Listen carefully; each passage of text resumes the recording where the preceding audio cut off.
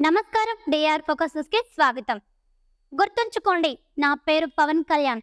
మాట ఇస్తున్న అధికారంలోకి రాగానే తొలి సంతకం ఆడపడుచులకు ఇచ్చిన హామీపైనే. ఎప్పుడో 5 ఏళ్ల క్రితం చేసిన ఈ ప్రామిస్ ని పవన్ గుర్తు పెట్టుకుంటారా అనుకున్నారంతా. కానీ 2019లో ఇచ్చిన మాటను తొలి సంతకంలోనే నిలబెట్టుకున్నారు పవన్ కళ్యాణ్. డిప్యూటీ సీఎంగా పవన్ బాధ్యతలు తీసుకున్న వెంటనే ఏ నిర్ణయాలు తీసుకున్నారు? తొలి సంతకానికి ఎందుకంత ప్రాముఖ్యత? మేనిఫెస్టో హామీపైనే పవన్ తొలి సంతకం. 2019లో ఇచ్చిన మాటను నెరవేర్చిన సేనాని. డిప్యూటీ సీఎంగా బాధ్యతల స్వీకరణ. తొలి రోజే సమీక్షలు, అధికారులకు టార్గెట్లు. 10 ఏళ్ల రాజకీయం, సినీ రంగ ప్రస్థానం కొనసాగిస్తూనే రాజకీయ రంగ ప్రవేశం. పైగా డిప్యూటీ సీఎంగా పదవి. ఏం చేస్తారు, ఎలా చేస్తారు?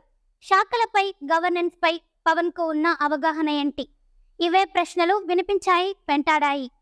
ఈ ప్రశ్నలన్నింటికీ పవన్ తొలి రోజే చేతుల ద్వారా సమాధానాలు చెప్పించారు. 10 ఏళ్ల రాజకీయంలో పవన్ చెప్పిన మెయిన్ డైలాగ్ సమస్యలపైనే అధ్యయనం చేస్తున్నా అనేదే. ఆనాడు తమాషాగా తీసుకున్నారు. కానీ సమస్యలపైన, వాటి పరిష్కారాలపైన ఎంతటి అధ్యయనం చేశారో డిప్యూటీ సీఎంగా బాధ్యతలు తీసుకున్న తొలినాడే తెలిసింది. ప్రశ్నించడంలో నుంచే జనసేనాని పుట్టింది అన్న పవన్ కళ్యాణ్ ఆ ప్రశ్నలన్నింటికీ సమాధానాలు సైతం వెతికారు. అందుకే ఉపాధి హామీ పథకాన్ని వ్యవసాయానికి అనుసంధానం చేస్తూ తొలి సంతకం పెట్టారు డిప్యూటీ సీఎం కొణిదెల పవన్ కళ్యాణ్. 5 ఏళ్ల క్రితం 2019 మహిళా దినోత్సవం నాడు ఆంధ్రప్రదేశ్ ఆడపడుచులకు ఒక హామీ ఇచ్చారు పవన్ కళ్యాణ్. ఉపాధి హామీ పథకాన్ని వ్యవసాయానికి అనుసంధానం చేస్తానంటూ ప్రామిస్ చేశారు. గుర్తుపెట్టుకోండి, నా పేరు పవన్ కళ్యాణ్. మహిళా దినోత్సవం రోజున జనసేన ఇస్తున్న మాట ఇది అంటూ చెప్పుకొచ్చారు. అధికారంలోకి వచ్చాక 5 ఏళ్ల నాటి హామీలపైనే, మేనిఫెస్టోలో పెట్టిన అంశంపైనే తొలి సంతకం చేశారు. దానికి సంబంధించిన నిధులను విడుదల చేస్తూ ఇచ్చిన మాట తప్పబోననే సంకేతాలు పంపించారు. ఇక గిరిజన ప్రాంతాల్లో పంచాయతీరాజ్ భవనాల నిర్మాణంపై రెండో సంతకం చేశారు. బాధ్యతల స్వీకరణ రోజు సంతకాలతోనే సరిపెట్టుకోలేదు పవన్. డిప్యూటీ సీఎం హోదాలో తన శాఖలపై ఐఏఎస్ అధికారులతో రివ్యూ చేశారు. గ్రామాల్లో రోడ్ల నిర్మాణంపై ఫోకస్ పెట్టారు. ప్రతిపక్షంలో ఉన్నప్పుడు రోడ్ల సమస్యను హైలైట్ చేసింది జనసేనానే. పంచాయతీలో రోడ్ల నిర్మాణం తన శాఖనే కాబట్టి సీరియస్ ఫోకస్ పెట్టారు. గ్రామాల్లో మౌలిక వసతులు, మంచినీటి కొరత వంటి వాటిపైనే ఐఏఎస్ అధికారులకు దిశానిర్దేశం చేశారు పవన్. తాను చెప్పిన అంశాలపైనే వెంటనే యాక్షన్ ప్లాన్ అమలు చేయాలంటూ ఆదేశాలు ఇచ్చిన పవన్ కళ్యాణ్ దానికి సంబంధించిన టార్గెట్ ని కూడా ఫిక్స్ చేశారు.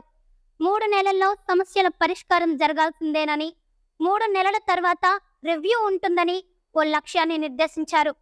ప్రజా సమస్యలపైన, వాటి పరిష్కారాలపైన ఎలాంటి నిర్లక్ష్యం వద్దంటూ తన స్టైల్లో సూచనలు, ఆదేశాలు ఇచ్చారు.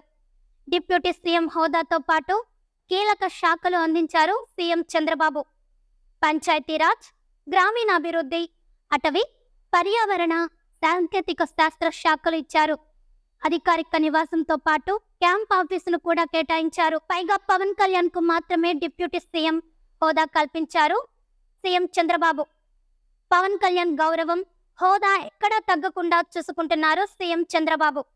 అందుకే ఏపీలోని ప్రతి గవర్నమెంట్ ఆఫీస్లో సీఎం చంద్రబాబు ఫోటో పక్కనే డిప్యూటీ సీఎంగా పవన్ కళ్యాణ్ ఫోటో కూడా కంపల్సరీగా ఉండాలని ఆర్డర్స్ పాస్ చేశారు. కళ్యాణ్ కోసం ప్రత్యేక క్యాన్వాయ్ని కూడా రెడీ చేశారు. మొత్తానికి జనసేన కార్యకర్తలు, పవన్ అభిమానులు ఫుల్ హ్యాపీగా ఫీల్ అవుతున్నారు. 21 సీట్లకు తగ్గారన్న విషయాన్ని పూర్తిగా పక్కన పెట్టి పవన్ కళ్యాణ్ కు దక్కుతున్న హోదాను, గౌరవాన్ని చూసి ఎంజాయ్ చేస్తున్నారు అభిమానులు. ఈ వీడియోని పవన్ కళ్యాణ్ అభిమానులు కనుక చూస్తున్నట్లయితే ఖచ్చితంగా లైక్ చేయండి. అలాగే సబ్స్క్రైబ్ కూడా చేసుకోండి. ఈ వీడియోపై మీ అభిప్రాయాన్ని కామెంట్ రూపంలో తెలియజేయండి. నమస్కారం. డిఆర్ ఫోకస్ కి స్వాగతం. గుర్తుంచుకోండి, నా పేరు పవన్ కళ్యాణ్. మాట ఇస్తున్న అధికారంలోకి రాగానే తొలి సంతకం ఆడపడుచులకు ఇచ్చిన హామీపైనే. ఎప్పుడో 5 ఏళ్ల క్రితం చేసిన ఈ ప్రామిస్ ని పవన్ గుర్తు పెట్టుకుంటారా అనుకున్నారంతా. కానీ 2019లో ఇచ్చిన మాటను తొలి సంతకంలోనే నిలబెట్టుకున్నారు పవన్ కళ్యాణ్. డిప్యూటీ సీఎంగా పవన్ బాధ్యతలు తీసుకున్న వెంటనే ఏ నిర్ణయాలు తీసుకున్నారు? తొలి సంతకానికి ఎందుకంత ప్రాముఖ్యత? మేనిఫెస్టో హామీపైనే పవన్ తొలి సంతకం. 2019లో ఇచ్చిన మాటను నెరవేర్చిన సేనాని. డిప్యూటీ సీఎంగా బాధ్యతల స్వీకరణ. తొలి రోజే సమీక్షలు, అధికారులకు టార్గెట్లు. 10 ఏళ్ల రాజకీయం, సినీ రంగ ప్రస్థానం కొనసాగిస్తూనే రాజకీయ రంగ ప్రవేశం. పైగా డిప్యూటీ సీఎంగా పదవి. ఏం చేస్తారు, ఎలా చేస్తారు, శాఖలపై, గవర్నెన్స్ పై పవన్ కు ఉన్న అవగాహన ఏంటి? ఇవే ప్రశ్నలు వినిపించాయి, వెంటాడాయి. ఈ ప్రశ్నలన్నింటికీ పవన్ తొలి రోజే చేతుల ద్వారా సమాధానాలు చెప్పించారు. 10 ఏళ్ల రాజకీయంలో పవన్ చెప్పిన మెయిన్ డైలాగ్ సమస్యలపైనే అధ్యయనం చేస్తున్నా అనేదే.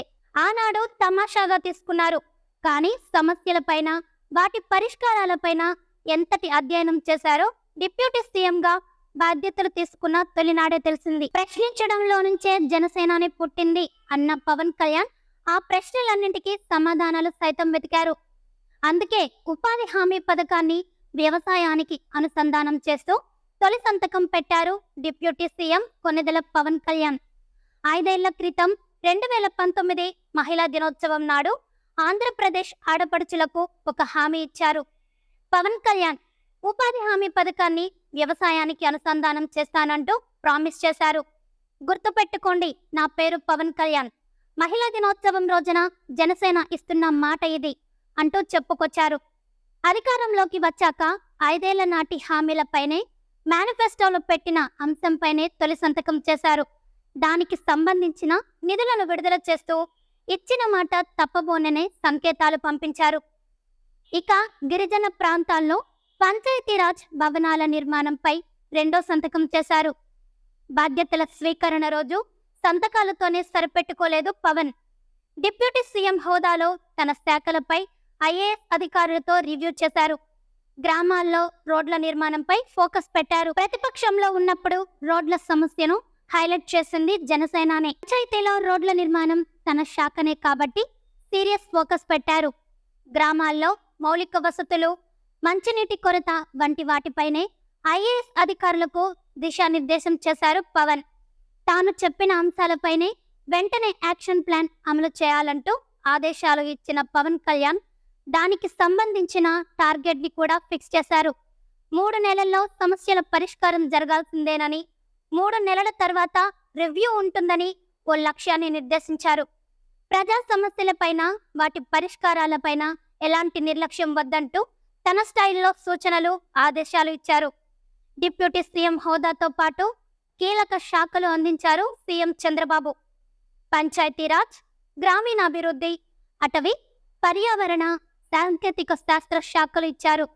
అధికారిక నివాసంతో పాటు క్యాంప్ ఆఫీసును కూడా కేటాయించారు. పైగా పవన్ కళ్యాణ్ కు మాత్రమే డిప్యూటీ సీఎం హోదా కల్పించారు సీఎం చంద్రబాబు.